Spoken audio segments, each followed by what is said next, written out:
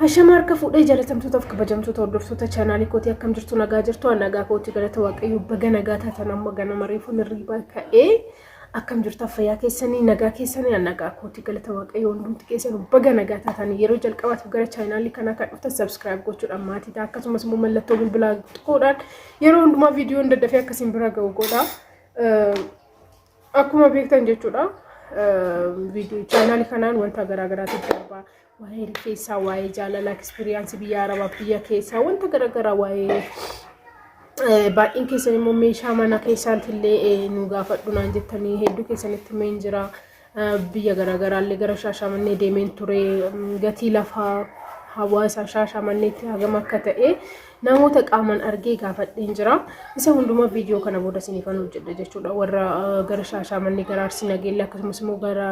hawaasaatti lafa bituu warri barbaadan jechuudha. Egaa har'a maalidha turtii kiyya achitti dabarsee isinitti himuu barbaada jechuudha. Biraaham miidiyaa hundumtu keessanuu ni beektan jedhee fayyada. Yeroo dhiyoo kana jechuudha chaanaalii isheetii irratti dubartiin takka TikTok irratti viidiyoo hojjetame tokko fuutee chaanaalii isheetii irra gootee ishee chaanaalii sun immoo akka maal jedhama koppii istiraakinitti ergamu goosistee jirte jechuudha. Birahaan immoo kana beekatiif osoo hin taane viidiyoochi ergaa shamarranii ergaa bareedaa qabatee ture waan ta'eef akkuma nuti irraa barannu jettee ishee ergoote malee ishiin TikTokii qofa irratti gadhiifame seeteeti malee YouTube irratti gadhiifame seene egaa waanuma xiqqoo irratti YouTube'n ishii rakkoo guddaa irra jira jechuudha. Na maal akkan dabarsee dhufe ijoollee YouTuber garaagaraa argeen jira kan biyyatti dhufeeti jechuudha. Yeroo darbis akkuma argitan Finfinneetti David MTube argeen ture na har'a waa'ee biraanis ni taasisuun barbaada jechuudha. Dhugaa isin jedha yeroo tokko jechuun nama ofii keessan foon keessan ta'e tokkorra jechuudha. Akkasumatti hiriyaan fageenya isin bartan kan isin fayyaduu danda'a. Na itti dhiyaachuu dandeechanii isin fayyaduu danda'a akka alaala yeroo argitan nama boonuufaa akkasinitti fakkaatu yoo ta'e qaaman gaafa argitan garuu jaalachuu dandeessu. Na turtii baay'ee bareedaa turtii namatti toluun dabarsee dhufe isin jechuu barbaada Shaashamanneetti Birahaan miidiyaa biratti jechuudha. Abbaan manaa ishee daa'ima ishee na baay'ee tokko viidiyoo irratti argeen ture abbaan manaa ishee sana duranna isheedhanillee jechaaniin ture abbaan manaa kee nama guddaa fakkaata maal jechaaniin ture na garuu gaafan qaamaan argu xiqqaadha baay'ee xiqqaadha viidiyoo irratti xiqqoo hin saalfata waan ta'eef akkasumara antiin hin jedhu ture na baay'ee tokko namoota namatti tolanidha dhugaa isiniin jedhaan yaani maal akka hin jedhu beeku rabbiif dhugaa isiniin jedha baay'ee tokko hin jaaladhe akka waan duraan qaaman argee beekuti Birahaan miidiyaadhaan intinidha wal barreema maqaan isaa chaanaalii bane telegiraamidhaan jechuudha. Maal jechuudha sa'aatii 4,000 fi subscribe 1,000 isin irraa barbaadama miti yeroo chaanaalii bantanna isa san guutuudhaaf sa'aatii san guutuudhaaf viidiyoo taphachiisna yeroo saniif wal barre jechuudha karaa intiniitiin gara maaliitiin isin jechuu barbaada gara telegiraamitiin gaafan qaaman argee ishee achi wal barre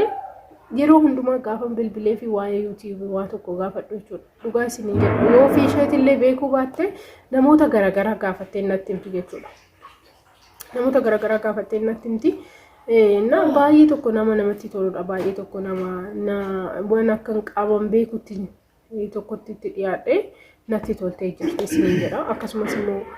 isin warri kana booddee chaanaalii banuu barbaadan namoonni jira. Yeroo tokko beektan namni akka isarra caaltuun barbaadanii namoonni baay'een hin beektan YouTuberota warra taatan keessattuu yoo ofii isaaniitiif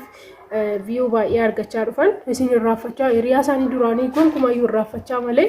gonkumayyuu itti dubbachuu iyyuu dubbisuu iyyuu hin barbaadan. Innaa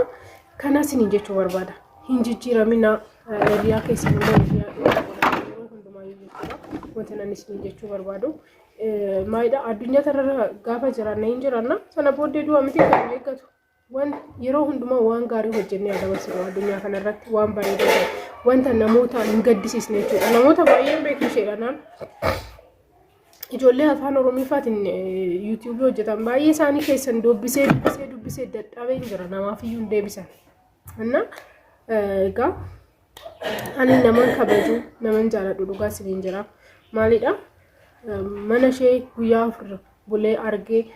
namatti maxxantii nama jaalatti nama gaariidha baay'ee isin hundumti keessanuu nama gaarii akka taatan barbaadan namni kamiyyuu hiriyoota keessaniif waan qabdaniin dirqama namni tokko mana keessan dhufuudhaaf isin haftamii ta'uu qabdaniin waan qabdaniin keessummaa isinitti dhufe gaggeeffachuu ni dandeessan waan qabdaniin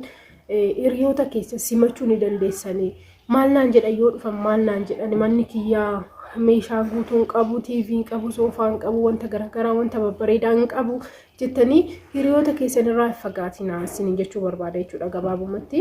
inni biraammoo YouTuberoonni kana booddee dhuftan jechuudha kana booddee chaanaalii create gootanii ta'u guddachuu barbaadan wal simadhaa wal jaaradhaa wal gargaaraa dhugaa isin jedhaan wanni hundinuu ni darba nuti kan nu kaffalu namni tokko Itoophiyaa keessattuu jechuudha guyyaa 24 hours guyyaa sa'aatii 24 odoo namni viidiyoo keessa isin ilaalaa oole isiniin kaffalamu Itoophiyaa keessatti yoo isin ilaalu hin lakkaa'u jechuudha qarshiidhaan kan lakkaa'u kan kaffalamu immoo doolaaraan namni biyya Ameerikaa jiru namni biyya garaagaraa jiru odoo laalee isinii lakkaa'uu danda'a sana booddee garuu kisaaraadha uumaa isiniif fayyadu jechuudha inni akkasii isiniin jechuu barbaada maaliif nuti waanuma gaarii nurraa eegamu bakka fakkeenyaaf ani nama gargaaruu yoo danda'e ani subscribe gochuun ko si fayyada taanaan jechuudha rakkoon qaban subscribe siifan godha inna subscribe wal gochuudhaaf ni subscribe wal goosisuudhaaf bakka waluma irraa fagaatina walin jibbina dhugaa isiniin jedhanna wanta isiniif fayyanne wanta akka zarummaa amma fakkeenyaaf Birhaan afaan Amaariffaatiin hojjetti viidiyoo garuu walalaan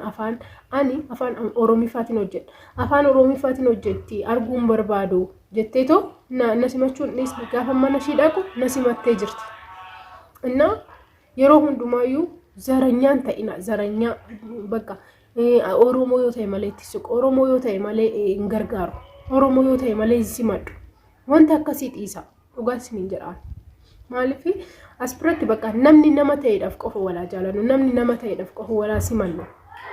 namni tokko akkana yeroo isiniin jedhu garuu namni tokko yoo dhufee ta'e Oromoo coqqonu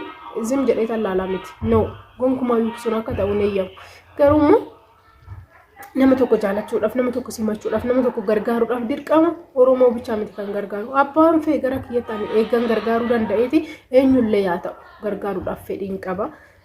kanadha jechuudha baay'ee ijoollee baay'eedha yeroo live ilaalle galee comment kiyya jiraatti illee mi maaloo subscribe na godha maaloo akkasnaaf godha kan jedhan baay'eetu jira maaliif maaloo jedhamtanis maal rakkoo qaba salphaadha subscribe gochuun qubumarraa isin eegamu wanti isinirraa irratee qarshiin keessanirraa murameetu isaaniif kennamu tokko hin jiru